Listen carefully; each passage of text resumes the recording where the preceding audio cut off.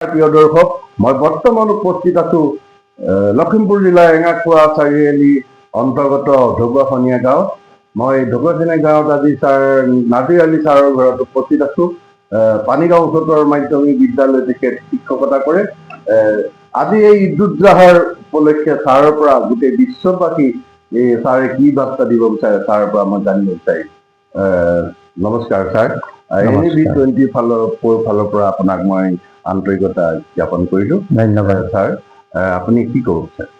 নমস্কাৰ।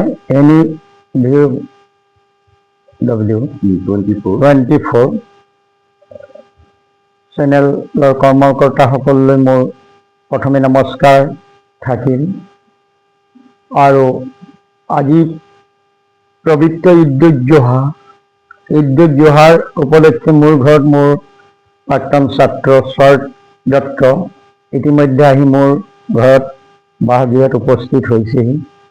তেখেতে আজি পবিত্ৰ ঈদ উজ জোহাৰ ক্ষণত বিশ্ববাসীসকলৰ তথা অসমবাসীসকললৈ কি বাৰ্তা প্ৰেৰণ কৰিব পৰা যায় তেনে এটা মনোভাৱ লৈ তেখেত মোৰ ঘৰত উপস্থিত হ'লহি। মই এতিয়া আজি পবিত্ৰ ঈদ উজ জোহাৰ দিনত মই আৰম্ভণিতে এটা কথা ক'ব বিচাৰোঁ। ইছলাম শব্দৰ অৰ্থ হ'ল শান্তি, সম্প্ৰীতি, মিলা প্ৰীতি। গতিকে আজি এই ঈদ উজ জোহাৰ শুভক্ষণত মই গোটেই বিশ্ববাসীসকললৈ তথা অসমবাসীসকললৈ মই ঈদ উজ জোহাৰ উপলক্ষে ক'ব বিচাৰোঁ যাতে আমাৰ সকলো ধৰ্ম বৰ্ণ নিৰ্বিশেষে আমি সকলোৱে যাতে একেডাল এনাজৰিৰে আমি বান্ধোন খাই থাকিব পাৰোঁ। ইয়াত কোনো জাতি ধৰ্ম বৰ্ণ নাই, নিৰ্বিশেষে আমি সকলোৱে মিলা প্ৰীতি আমাৰ ভাই হিন্দু মুছলিম আমি ভাই হিচাপে যাতে আমি আমাৰ এই অসমত আমি বসবাস কৰি থাকিব পাৰোঁ শান্তিৰে শৃংখলাৰে। মই আগতে কৈছোঁ ইছলাম শব্দৰ অৰ্থ হ'ল শান্তি, আৰু এই শান্তিয়ে আমাৰ মাজত কেনেকৈ বিৰাজমান কৰে আৰু আমি কেনেকৈ সকলোৱে একেলগে আমি আগুৱাই যাব পাৰোঁ, আমাৰ ভৱিষ্যত নৱপ্ৰজন্মক লৈ আমি আগুৱাই যাব পাৰোঁ, এই আমাৰ লক্ষ্য আৰু আমাৰ চিন্তাধাৰা।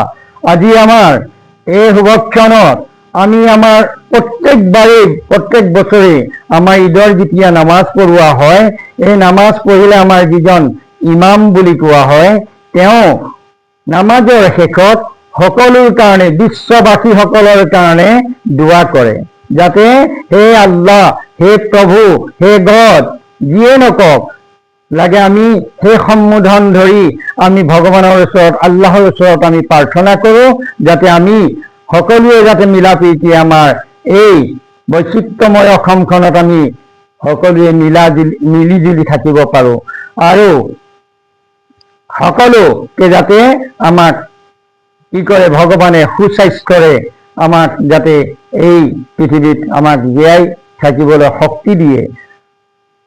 গতিকে মই এইখিনি কথা মোৰ ফালৰ পৰা কোৱাই নহয়, আজি যিমান অসমতেই নহয় বিশ্ব ব্ৰহ্মাণ্ডত যিমানবিলাক ইমামে নামাজ পঢ়াইছে সকলোৱে দেশবাসীসকললৈ এই দোৱা ভগৱানৰ ওচৰত আল্লাহৰ ওচৰত এই দোৱা মানে তেখেতে বিচাৰে আৰু কৰে, সকলোকে সুন্দৰভাৱে যাতে সুস্বাস্থ্যৰে যাতে থাকিব পাৰে।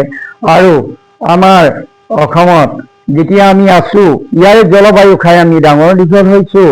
গতিকে আমি যিখন দেশত আছোঁ, যিখন দেশৰ আমি নাগৰিক, সেই দেশৰ মান মৰ্যাদা আমি অটুট ৰাখিবই লাগিব।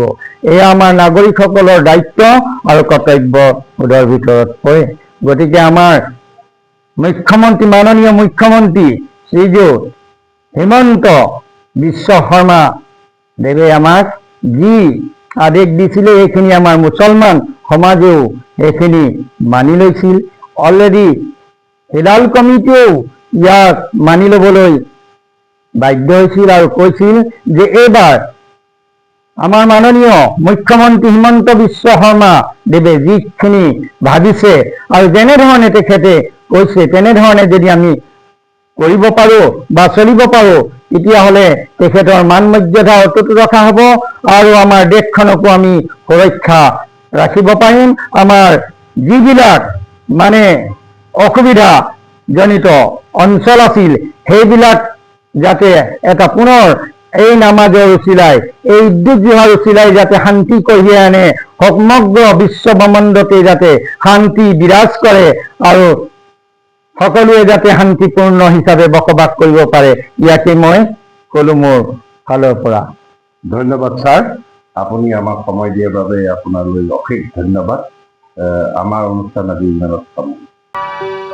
আপুনি বাৰু হাড়ৰ সমস্যাৰ কাৰণে পাটনালৈ যাবলৈ চিন্তা কৰি আছে নেকি?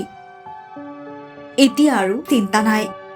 আপোনাৰ যিকোনো হাড়ৰ সমস্যা হ'লে এতিয়াৰ পৰা আৰু পাটনালৈ যাব নালাগে, কিয়নো এতিয়াৰ পৰা গুৱাহাটীতে পাব সেই সকলো সা সুবিধা। গুৱাহাটীৰ আমিনগাঁৱত অৱস্থিত Patna orthopaedic and multi speciality হস্পিটেলত কম খৰচতে পাব সেই সকলো উন্নত মানদণ্ডৰ চিকিৎসা সেৱা, য'ত অভিজ্ঞ চিকিৎসকৰ দ্বাৰা সম্পন্ন কৰা হয় বিভিন্ন ধৰণৰ হাড়ৰ অস্ত্ৰোপচাৰ।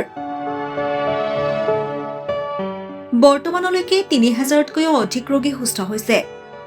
हमारे हॉस्पिटल में ऑर्थोपेडिक्स से रिलेटेड हर तरह का इलाज जैसे कि joint replacement, trauma surgeries, spine surgeries, Ilizarov surgeries और की होल सर्जरी जिसको आर्थ्रोस्कोपी कहते हैं, उसका इलाज संभव है।